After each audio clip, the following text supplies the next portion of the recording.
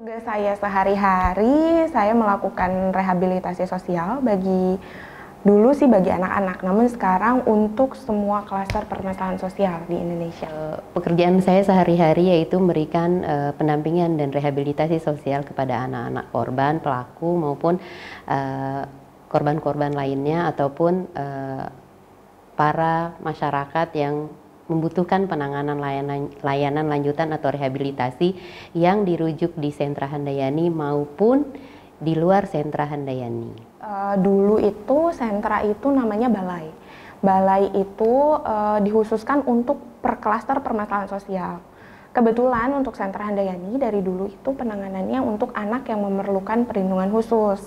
Namun pada tahun 2021 itu berubah programnya dari targeted service ke multi service gitu. Jadi saya saat ini tidak hanya menangani anak, namun juga menangani bermacam-macam permasalahan sosial. Contohnya lansia, orang dengan disabilitas, misalnya orang dengan HIV/AIDS, anak dan keluarga korban jaringan terorisme atau terpapar radikalisme dan lain sebagainya. Peran Handayani secara umum, kalau dari tugas memang dari Permensosnya ya, itu memang menyelenggarakan asistensi rehabilitasi sosial bagi seluruh klaster permasalahan sosial tadi, multi layanan gitu.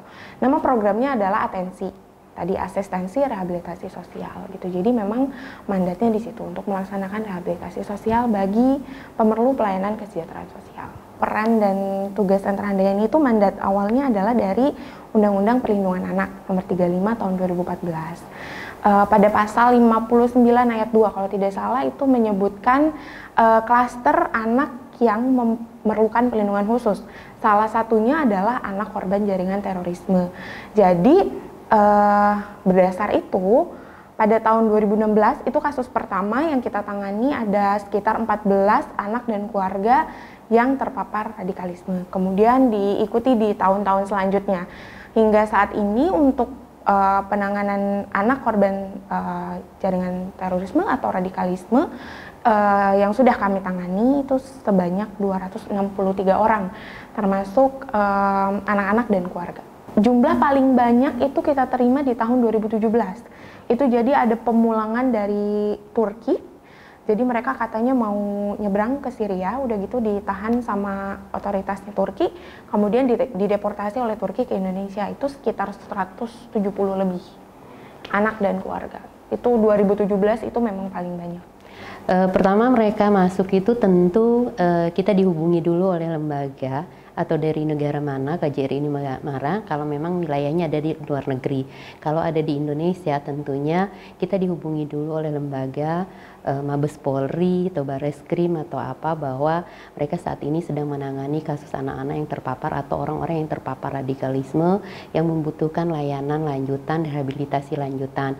Biasanya ada kesepakatan itu, mereka rujuk ke kita menerima gitu kan. Disitulah tentunya dari penerimaan itu nanti akan dipilih siapa yang memberikan pendampingan atau pekerja sosialnya, siapa yang mendampingi orang-orang yang terpapar ini. Setelah itu kita dalamin, kita kerjasama dengan pihak-pihak lembaga lain, walaupun memang orang-orang yang terpapar ini mendapatkan layanan di Handayani, tapi tentu Handayani tidak bisa bekerja sendiri dalam pemberian rehabilitasi ini. Kita bekerja sama dengan pihak-pihak terkait, yaitu terutama BNPT, Departemen Keagamaan, Departemen Pendidikan, dan yang lain-lainnya untuk memberikan materi-materi sesuai dengan yang dibutuhkan oleh mereka selama mereka mendapatkan rehabilitasi di Sentra Handayani. Setelah itu, pekerja sosial tentunya di sini dari awal, dari intake sampai nanti terminasi, itu semua adalah pekerjaannya, tugasnya, fungsinya pekerja sosial. Setelah melakukan pendalaman, setelah kita asesmen, setelah kita melakukan penelusuran keluarga, informasi dari keluarga, oh ternyata mereka sudah punya masih ada keluarga daerah A, daerah B. Nah tentu kita akan melakukan penelusuran, tentu di sini kita kerjasama dengan pemerintah daerah untuk memperkuat lingkungan sekitar. Ini berapa lama mereka meninggalkan daerahnya, ada apa, kenapa gitu kan. Nah kalau misalnya seandainya keluarganya siap menerima, dan tentu kita tidak langsung memulai memulangkan kepada lingkungan atau keluarganya, kita ada namanya pembahasan kasus internal maupun eksternal yang sudah dilakukan oleh pekerja sosial. Nah, kalau misalnya memang sudah oke, kita libatkan pihak-pihak terkait tersebut untuk mengambil keputusan bersama ketika nanti sudah siap tidak nih keluarganya, lingkungannya, lembaga pemerintah daerah dari bawah sampai tingkat bupati atau gubernur gitu kan siap menerima, baru kita melakukan terminasi dan reintegrasi. Tentu tidak semata-mata hanya terminasi dan reintegrasi saja. Di situ kita akan memperdalam lagi, memperkuat kembali mereka ini butuh apa ketika mereka pulang gitu kan. Apakah bantuan apa gitu kan. Ketika misalnya mereka anak-anak ini butuh layanan pendidikan, kita tentunya bekerja sama dengan dinas pendidikan agar anak-anak ini tetap menjalankan tugasnya sebagai seorang siswa. Jadi pada saat anak mau dipulangkan ke masyarakat itu kita pasti lakukan case conference namanya, atau CC, atau pertemuan dengan berbagai pihak dan berbagai profesional. Jadi kita akan sebutkan hasil analisa kita selama ini, maksudnya selama kita memberikan intervensi. Dari sisi pekerja sosial bagaimana, dari sisi psikolog, dari sisi profesional lain, dari sisi lembaga lain, kemudian kita samakan persepsi dan samakan pandangan gitu ya. Setelah misalnya kita agree, oh iya oke, ini anak ini sudah siap dipulangkan, maka kita akan proses untuk pemulangan reintegrasi. Tapi kalau misalnya ada salah satu profesional atau salah satu lembaga yang tidak agree misalnya, oh menurut saya masih perlu diberikan intervensi begini misalnya. Nah itu berarti anaknya masih harus kita berikan intervensi gitu. Sampai semuanya setuju, semua pihak setuju, karena semua pihak ini akan juga terlibat pada proses reintegrasi gitu Mas. Jadi semua harus agree dulu, baru setelah agree bisa kita lanjutkan ke step selanjutnya. Kalau kita akan lakukan monitoring, itu pasti akan dilakukan Mas. Setelah 3 bulan, kita pasti datang ke rumahnya. Kalau tidak, itu kan monitoring bisa juga dilanjutkan oleh pemerintah daerah yang lebih dekat dengan kediaman anak atau kediaman anak dan keluarga gitu. Jadi kita bisa monitoring dengan kunjungan langsung atau dengan koordinasi dengan lembaga setempat, atau kita lakukan telekomunikasi lewat telepon gitu dengan anak dan keluarga tersebut gitu. Tapi pasti kami lakukan monitoring gitu. Memang Kementerian Sosial itu tidak hanya bicara soal sentra handayani, tapi seluruh sentra yang ada di Indonesia gitu. Nah, memang kebetulan kami yang ada di Jakarta yang kebetulan pertama kali menangani gitu loh Pak. Makanya sekarang sedang diupayakan seluruh sentra punya kapasitas yang sama dengan kami. Jadi sehingga nanti kalau anak-anak yang pulang dari Suriah, mereka juga sudah siap gitu untuk merehabilitasi dan mereintegrasi. Kementerian Sosial itu punya sentra-sentra di seluruh Indonesia gitu kan. Bisa merujuk ketika ada orang-orang terpapar itu ke sentra-sentra tersebut. Mabes Polri, Bareskrim sukanya datangnya ke Handayani gitu dengan alasan SDM-nya Handayani, fasilitasnya Handayani mumpuni untuk memberikan layanan tersebut. Kalau intervensi yang kita laksanakan di sini ada banyak, khususnya terapi ya. Jadi kita menyebutnya terapi psikososial. Jadi kalau terapi psikososial itu ada terapi kursi kosong, terapi relaksasi, hipnoterapi. Nah, kursi ini juga biasa kita pakai untuk terapi relaksasi atau hipnoterapi. Jadi bisa duduk, nanti kakinya bisa diangkat. Nah, jadi nanti anaknya tidur, lalu kita berikan terapi relaksasi dalam dalam hipnoterapi. Nanti kita nyalakan lagu-lagu yang tenang, kemudian kita berikan sugesti-sugesti positif gitu. Pada saat proses hipnoterapi, kita sebagai hipnoterapis akan menyalakan lagu tenang dulu sebelumnya. Kemudian kita akan membuat anak ini nyaman dengan keadaannya. Kita lalu berikan sugesti, misalnya oke, untuk adik yang saya sentuh, saya akan memberikan sugesti kepada Anda dan Anda hanya akan mendengarkan suara saya. Apabila Anda mengerti, Anda boleh menganggukkan kepala. Oke. Saya sekarang akan berhitung dari 1 sampai 10. Pada saat hitungan 10, Anda akan berada di fase yang lebih dalam daripada sebelumnya. 1, semakin dalam. 2, semakin dalam. 3, 4, 5, semakin dalam. 6, semakin dalam. 7, 8, 9, 10, semakin dalam. Oke. Sekarang saya akan memunculkan ingatan bahagia Anda pada saat Anda berusia 5 tahun. Hadirkan orang yang paling membuat Anda nyaman di dalam keluarga Anda. Hadirkan memori tersebut. Buat mereka hadir di dalam memori Anda. Semakin muncul, semakin Anda melihat keluarga Anda, semakin dalam, semakin tenang, Anda akan semakin jelas melihat keluarga Anda. Saat ini saya akan meminta Anda untuk memeluk ibu Anda. Peluk dengan erat. Peluk dengan erat. Semakin erat. Semakin erat. Anda ada di posisi yang paling nyaman. Dalam tidur gitu nangis, keluar air mata, ada yang marah. Mukanya gitu. Terapi realitas ini membantu anak untuk melihat perencanaan atau menentukan tujuan hidupnya. Jadi nanti kita akan minta anak untuk menulis di dalam kertas ada W, D, E, dan P, C. Jadi W, D, E, P, C. Jadi yang pertama nanti akan anak tulis adalah want atau keinginan. Jadi anak nanti kita berikan waktu untuk berpikir apa sih keinginan kamu, harapannya apa, bisa cita-cita, bisa kondisi atau suasana yang diinginkan gitu. Kemudian setelah kita berikan waktu untuk menulis want, anak-anak akan menulis doing atau melakukan. Jadi kira-kira setelah mendeskripsikan cita-cita kamu mau melakukan apa setelah itu.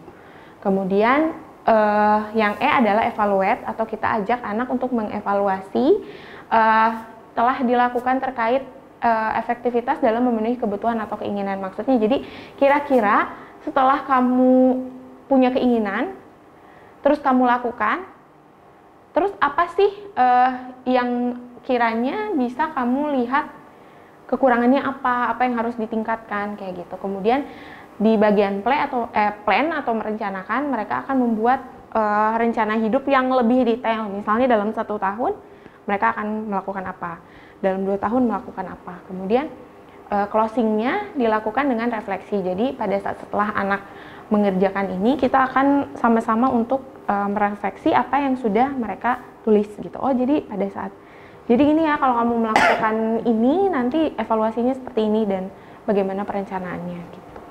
Ini terapi kursi kosong yang selalu memang kita berikan terhadap anak-anak klien kita. Di sini adalah tujuannya tentu untuk agar anak-anak itu bisa mengeluarkan emosinya yang terpendam atau yang tertahan selama ini yang ada di diri mereka sampai mereka akhirnya bisa mendapatkan rehabilitasi di Sentra Handayani. Nah, di sini tentu dengan terapi kursi kosong ini kita memberikan pemecahan masalah atau solusinya menurut pandangan mereka pada saat kan ada pindah posisi nih, ada 2 kursi ya. Sedangkan fasilitas yang ada itu harus ruang tertutup. Kami punya khusus memang ruangan ini, tapi ada di belakang sana khusus ruang terapi kursi kosong ini. Jadi ruang tertutup dan ada kursi, dilakukan oleh pekerja sosial. Nanti akan tukar posisi, nanti anak bisa menjadi sebagai posisinya pada saat itu memerankan yang sebaliknya, dia yang lagi memendam emosi mengeluarkan, dan nanti tukar posisi juga sebagai orang yang memposisikan dirinya gitu kan. Jadi nanti ada 2 kursi. Nanti anak diminta untuk konsentrasi terhadap proses yang dialami selama terapi, dan selanjutnya adalah anak akan membayangkan atau situasi orang yang dia benci, kenapa dia bisa marah gitu kan, atau kenapa yang mempengaruhi suasana hatinya itu, siapa yang membuat dia marah, benci gitu kan. Selanjutnya yaitu anak untuk mengeluarkan atau mengungkapkan perasaan-perasaan dalam pikirannya secara detail terhadap yang dia benci ataupun yang tidak dia sukai tersebut, misalnya marah, rasa rindu, atau rasa sayang, rasa kangen, dan lain-lainnya bisa terungkapkan setelah melalui fase-fase ini. Nah, nanti setelah itu kita ada tukar posisi, yaitu terakhir adalah kita tanyakan, refleksikan kembali terhadap anak apa yang dirasakan selama melakukan terapi terapi ini. Jadi nanti dia akan mengeluarkan hasil yang sudah mereka alami selama kita memberikan terapi kursi kosong.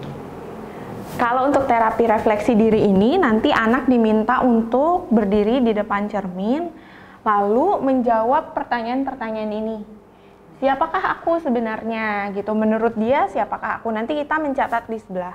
Kemudian kira-kira apa kelebihanku? Nanti dia menjawab sambil melihat potret dirinya di dalam cermin. Gitu. Jadi kita bisa menganalisa kira-kira apa sih yang ingin dilakukan oleh anak ini, apa menurutnya apa kelebihannya dan kekurangannya, dan itu yang akan kita dorong untuk mengembangkan potensi anak gitu.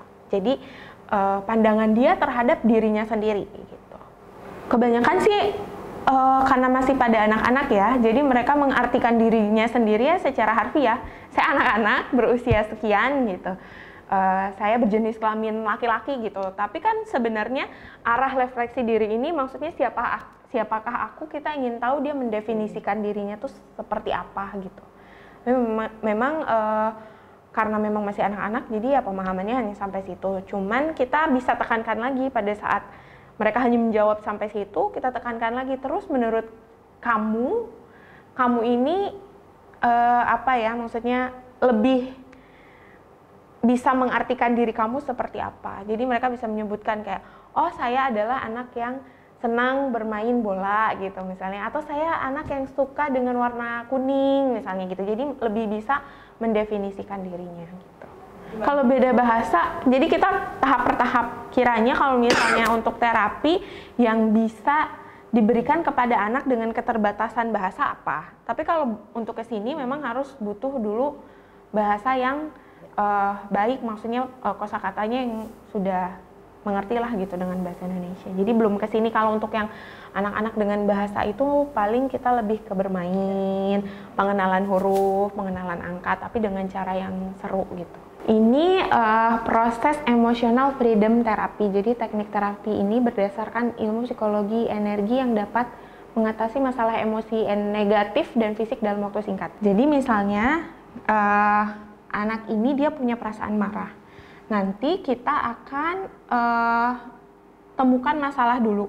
Jadi anak ini masalahnya adalah dia marah misalnya sama bapaknya karena perilakunya sebelumnya misalnya disiksa atau dipukul dan lain sebagainya gitu. Nah, terus anak diminta untuk mengatakan saya sadar bahwa saya merasa emosi terhadap, boleh disampaikan? Saya emosi terhadap orang yang menganiaya saya. Nah, udah gitu nanti kita bisa langsung tap in ke bagian, mohon maaf ya Mbak, ke bagian atas kepala, alis, lalu di bawah mata, di dagu. Sambil kita berikan sugesti misalnya, tidak apa-apa, saya marah, saya ikhlas, saya keluarkan emosi saya. Nanti anak disuruh diminta untuk berbicara hal yang sama dengan peksosnya, misalnya saya ikhlas, kamu boleh ikuti. Ikhlas. Saya terima perasaan marah ini. Saya terima perasaan marah ini. Saya ikhlas, saya maafkan orang tua saya. Saya ikhlas, saya ikhlaskan, maafkan orang tua saya. Dan terus dilakukan di tap-tap gini, terus di sini itu supaya tapping itu mengetuk ringan dengan dengan beberapa jari pada titik-titik tertentu di tubuh kita. Titik-titik ini adalah kunci dari mayor energi. Jadi pada saat anak berbicara hal tersebut, saya ikhlas, saya terima, itu akan ketika kita tap itu akan langsung masuk ke dalam hatinya, kemudian bisa diresapi. Biasanya anak nanti akan diminta untuk menutup mata, kemudian kita sambil tap, itu terus kita ulang-ulang, saya ikhlas, saya terima, saya ikhlas, saya terima, saya ikhlas, saya terima, sampai emosinya keluar semua. Nggak jarang mereka nangis, mengeluarkan emosinya, hingga nanti kalau mereka nangis dibiarkan dulu nangis sampai selesai nangisnya, baru kita refleksi di akhir gitu. Terus ada terapi psikologi. Sebagai pekerja sosial, saya melakukan intervensi di terapi psikososial. Tapi saya juga akan mendampingi anak-anak di terapi yang lainnya. Misalnya mereka mau ikut keterampilan handicraft, saya juga pasti akan mendampingi. Karena saya akan menjadi seorang manajer kasus di dalam penanganan ini, maka saya akan mendampingi anak dari proses awal sampai akhir. Kemudian ada terapi fisik. Terapi fisik itu kayak olahraga, kemudian pemeriksaan kesehatan secara rutin, kemudian ada senam, terus pengembangan bakat di bidang olahraga. Ini merupakan sinematerapi, terapi studio mini kita, teater mini kita, yang memang kita salah satu terapi yang kita berikan terhadap anak-anak yang menerima layanan di Sentra Handayani. Biasanya rutin kita jadwalkan seminggu sekali mereka melakukan terapi ini di sini, dan yang kita putar adalah sesuai dengan kebutuhan anak-anak, film-film apa yang memang bisa membuat mereka semangat, bisa membuat mereka berubah dari hal negatif ke hal yang positif, atau cerita-cerita atau film-film yang terkini yang memang menambah semangat bagi para penerima manfaat atau anak-anak yang kita mendapatkan rehabilitasi di sini, termasuk di dalamnya adalah anak-anak yang terpapar radikalisme. Oh ya, saya punya cerita. Jadi waktu itu yang anak Surabaya, kan mereka sama sekali nggak tahu budaya tuh, nggak tahu Indonesia itu kaya, indah dan lain sebagainya, karena nggak boleh mempelajari itu. Satu waktu kita ajak untuk nonton Indahnya Indonesia, apa ya judulnya saya lupa deh. Nangis mereka sambil bilang, oh ternyata Indonesia tuh seindah ini ya gitu. Oh ternyata Indonesia tuh bermacam-macam ya gitu. Jadi beberapa kali nonton dia nangis karena melihat oh Indonesia nih seindah ini gitu. Jadi sinematerapi ini juga tujuannya salah satunya adalah memunculkan sugesti-sugesti positif untuk anak. Jadi dialihkan hal-hal negatif ke sugesti positif gitu. Film-filmnya yang biasa kita tonton kan yang tadi selain Indahnya Indonesia itu ada film-film anak-anak yang kayak Laskar Pelangi, kemudian film-film apa lagi ya? Saya lupa deh judul-judulnya, pokoknya yang anak-anak tapi yang Indonesia banget, Koki-Koki Cilik misalnya kayak gitu.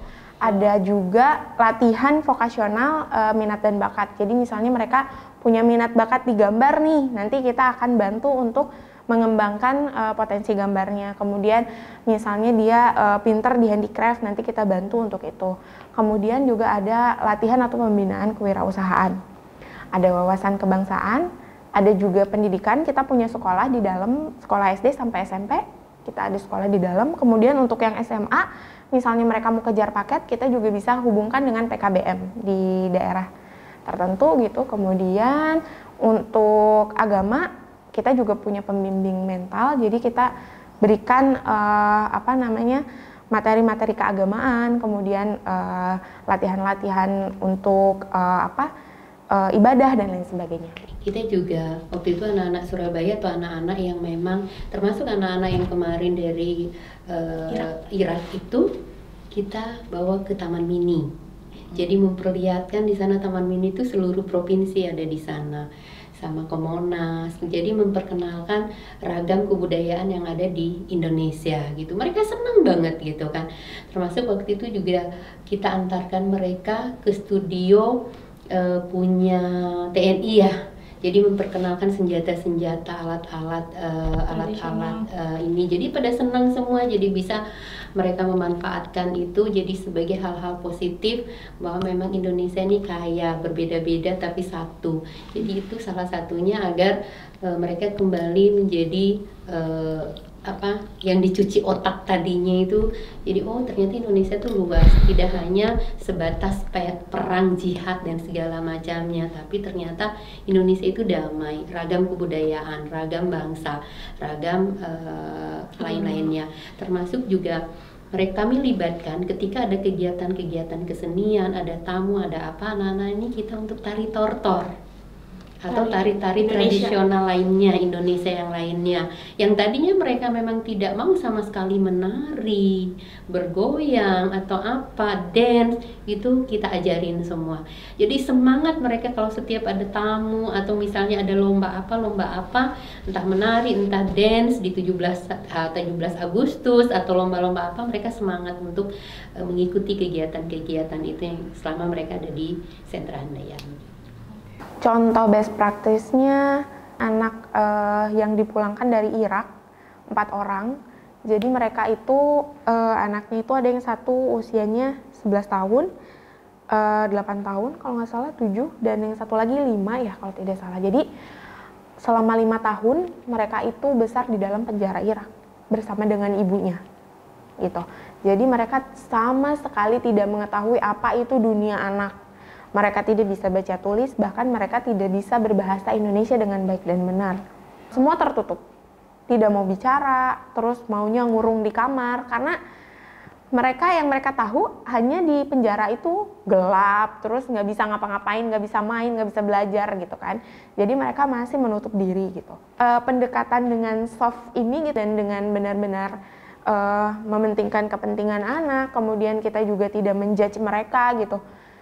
Sabar gitu nanganinnya, walaupun pada awalnya kita aduh ini anak ngomong apa gitu, karena kan kita nggak ngerti ya gitu bahasa Arab sana gitu, sampai kita kadang pakai Google Voice gitu supaya ngerti apa sih yang dia omongin gitu. Tapi ya tidak hanya pekerja sosial sih, pengasuh juga, semuanya di sini tuh alhamdulillahnya bisa sabar menangani itu gitu. Jadi anak-anak juga nyaman, oh di sini tempat aman yang baik untuk mereka berkembang dan menunjukkan potensi gitu. Awalnya mereka nggak mau bergabung, kemudian mereka jadi mau bergabung, bahkan bermain dengan seluruh anak-anak yang ada di sini, itu sudah salah satu pencapaian atau perkembangan yang bagus. Itu walaupun terlihat sangat kecil perubahannya, tapi itu benar-benar kita perhatikan. Kemudian pada saat kita lakukan pendekatan, kita lakukan intervensi, anaknya saat ini sudah mulai pandai berbahasa Indonesia, kemudian sudah mulai percaya diri menunjukkan keterampilannya apa atau minat bakatnya. Si anak yang paling besar ini, dia sudah mulai bisa membuat kerajinan tangan dari mute-mute gitu, kemudian anak-anak yang lain sudah mau bermain dengan anak-anak yang lain. Jadi mereka itu di sini hanya sekitar 6 bulan, 4-6 bulan. Dan mereka sudah menunjukkan banyak perubahan dan perkembangan. Sehingga kita sudah yakin untuk pulangkan mereka ke keluarganya di Banten gitu. Dan benar pada saat kita monitoring ke sana, mereka sudah sekolah, mereka sudah ada yang ikut les gitu. Sampai sekarang kita masih sering teleponan, masih sering video call dengan anak-anak. Mereka sampai sering bilang, "Ibu, saya berenang, saya berenang Ibu," gitu sama keluarga. Terus sekarang saya udah mau masuk pesantren Bu, karena salah satunya udah mau masuk SMP. Jadi mereka menghafal Al-Quran gitu, mereka bagus menghafal Al-Qurannya, jadi mereka mau meneruskan itu gitu. Dan kami ya di Handayani ya senang dengan perubahan itu gitu, apalagi dengan pada saat pulang mereka lebih berkembang lagi gitu. Kehususannya pada penanganan anak korban jaringan terorisme ini, kita pasti berkoordinasi dan bekerja sama dengan lembaga-lembaga lain, contohnya dengan BNPT, dengan Kementerian Agama, dengan pemerintah daerah, dalam hal ini Dinas Sosial, Disdukcapil, dan lain sebagainya gitu. Karena untuk penanganan anak ini dengan karakteristik ini sangat kompleks. Misalnya anak yang dideportasi dari Turki itu biasanya mereka tidak punya berkas-berkas kependudukan. Jadi apa yang membuktikan anak ini adalah warga negara Indonesia? Maka kita harus bekerja sama juga dengan pemerintah daerah untuk mencari tahu asal-usul keluarganya gitu. Jadi untuk wawasan kebangsaan misalnya, karena kami kan ada keterbatasan di ranah itu, maka kita harus bekerja sama dengan lembaga lain yang memang punya ilmunya. Jadi kita kerjasama sama BNPT dengan Densus 88 untuk kasih materi-materi itu kepada anak-anak. Terus untuk pendalaman agama kita nggak berdiri sendiri, jadi kita juga kerjasama dengan Kemenag. Nanti penyuluh agamanya datang ikut memberikan intervensi gitu. Tapi untuk dalam proses dari awal sampai akhir itu memang pekerja sosial yang akan mendampingi. Artinya pekerja sosial di sini akan menjadi manajer kasus anak tersebut dari awal masuk hingga proses terminasi atau dipulangkan ke keluarga gitu, Mas. Handayani tentunya tidak bisa bekerja sendiri tanpa bantuan dari lembaga-lembaga lainnya. Dalam hal ini adalah pemerintah daerah tentunya, karena mereka adalah orang yang terdekat, wilayah yang terdekat daerah-daerah tersebut, untuk melakukan monitoring dan evaluasi, memantau bagaimana sejauh mana perkembangan mereka selama mereka berada di lingkungan mereka. Kita juga menerima rujukan-rujukan dari luar negeri, dari KBRI, dari KJRI dari luar negeri, itu termasuk juga adalah anak-anak kasus-kasus yang terpapar radikalisme. Sentra Handayani juga seringkali jadi rujukan internasional juga. Jadi dalam tahun ini saja sudah 3 negara yang datang ke Sentra Handayani, Belanda, Belgia, dan Perancis, untuk melihat best practice-nya di sini seperti apa, dan kemudian memang mereka merencanakan untuk mereplikasi program kami di negaranya, untuk mendukung proses repatriasi anak-anak yang di kamp Suriah ke negara-negara tersebut. Gitu. Untuk Handayani memang sudah melakukan rehabilitasi dan integrasi tersebut, dimulai mungkin yang pertama itu terkait tentang Kefatar ya kalau salah. Kefatar. Iya, Kefatar yang eksodus besar-besaran itu dari Kalimantan itu. Itu. Kemudian di sini kemudian ada beberapa klien yang juga berasal dari Suriah, yang prinsipnya satu keluarga, jadi ada orang tua, ada anak segala macamnya. Secara keilmuan kita sebagai pekerja sosial ya kita bisa terapi secara konsep-konsep pekerja sosial. Kita dengan mungkin dengan psikologinya, dengan psikoanalisa, mungkin dengan psikososial, hipnoterapi, itu yang bisa kita lakukan.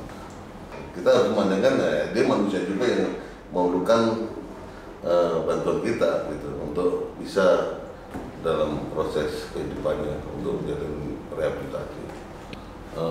Jihadnya laki-laki itu seperti apa, jihadnya perempuan itu seperti apa. Pemahaman-pemahaman itu kalau tidak kita terapi secara simultan akan susah untuk mengubah pola pandang mereka. Tapi memerlukan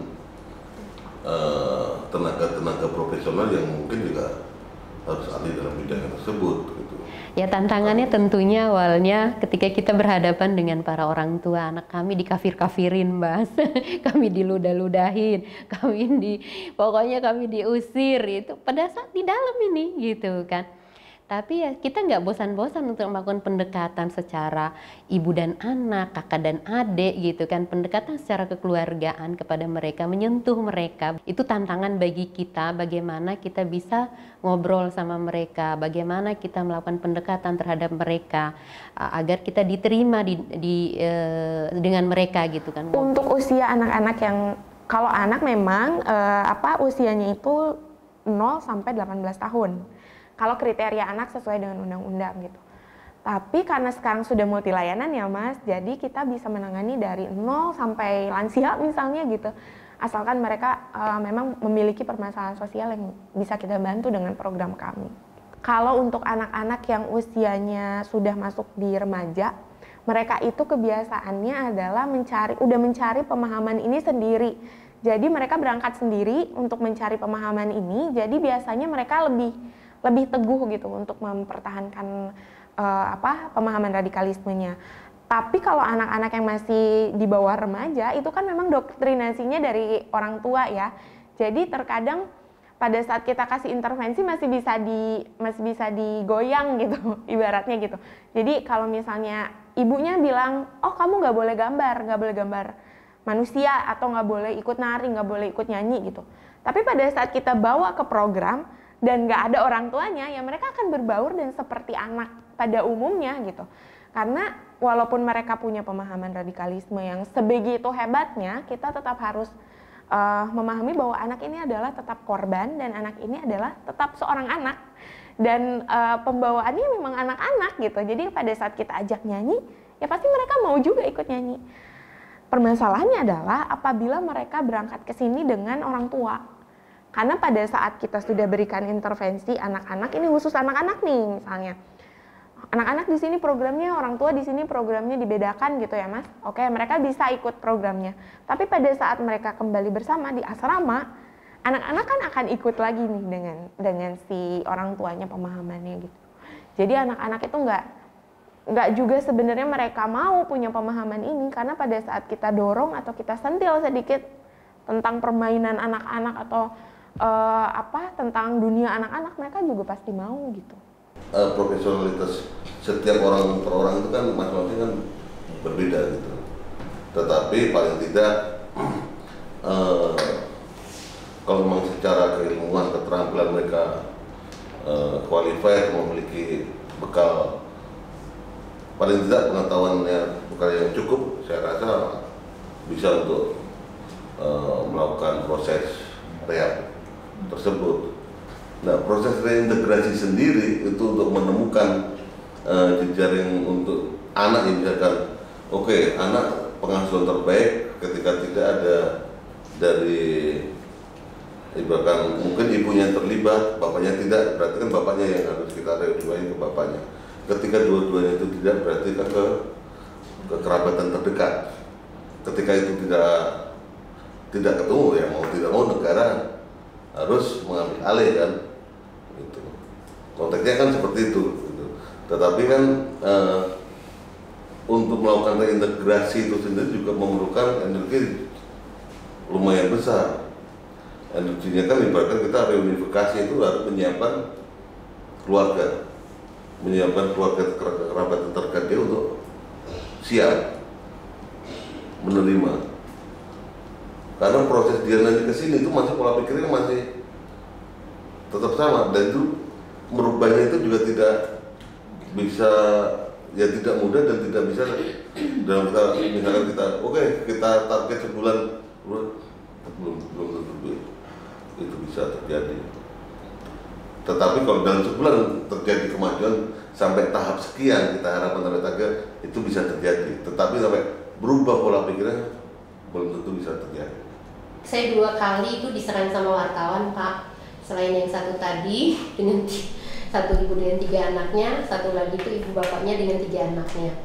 Belum turun dari kereta, di bawah itu sudah banyak media, gitu kan. Orang dinas tuh hadir, sepertinya orang dinas yang bawa media itu di stasiun karena mereka menjemput, gitu kan. Itu sebenarnya tantangan buat kami, padahal kami dari Jakarta itu melakukan pendampingan pemulangan itu memberitahukan pemerintah daerah itu jangan sampai menginformasikan kepada media, gitu kan, karena anak ini masih kecil-kecil, gitu kan. Secara kode etik kan sudah melanggar, teman-teman media juga mengambil gambar segala macamnya. Akhirnya saya ambil kerudung itu untuk menutupi anak-anak itu juga tengah malam, sampai akhirnya kami menginap di dinas karena tidak kami ingin bawa pulang dulu karena khawatirnya media ini kejar terus sampai di sana. Akhirnya kita diskusi juga dengan Polres, Babinsa, Polsek, Dinas juga pada saat itu. Jadi ya itu tadi, ya karena ketidaktahuan pemerintah daerah, ketidaktahuan teman-teman yang ada di daerah. Oh, tahunya orang ini terpapar terorisme harus dipublikkan, harus diramaikan, gitu kan. Padahal sebenarnya walaupun mereka bersalah dianggapnya keliru, gitu kan, tapi jangan juga diekspos seperti itu kan, kasihan mental anaknya terutama yang kecil-kecil kan, begitu kan. Nah, itu yang belum dipahami oleh rekan-rekan kita yang ada di daerah. Materi yang kita berikan pada saat transfer knowledge itu kalau sentra Handayani yang membuat capacity buildingnya memang belum pernah, tapi pekerja sosial di Handayani itu biasa dijadikan fasilitator di dalam kegiatan-kegiatan capacity building. Jadi yang di training di daerah itu adalah pekerja sosial dan psikolog-psikolog daerah. Kemudian nanti pekerja sosial dari Handayani akan juga memberikan materi di sana. Kebanyakan dari kami best practice-nya di sini seperti apa, kemudian intervensi-intervensinya seperti apa, ditambah dengan materi-materi yang sudah disiapkan oleh lembaga fasilitatornya gitu. Seluruh balai anak, ada 8 ya waktu itu, datang ke sentra Handayani mempelajari pelayanannya seperti apa, instrumennya seperti apa, penanganan intervensinya seperti apa. Tapi semuanya insya Allah sih sudah berusaha, walaupun mereka belum menangani langsung sentra-sentra ini, tapi mereka tetap mau belajar untuk melakukan pendampingan terhadap orang-orang yang terpapar.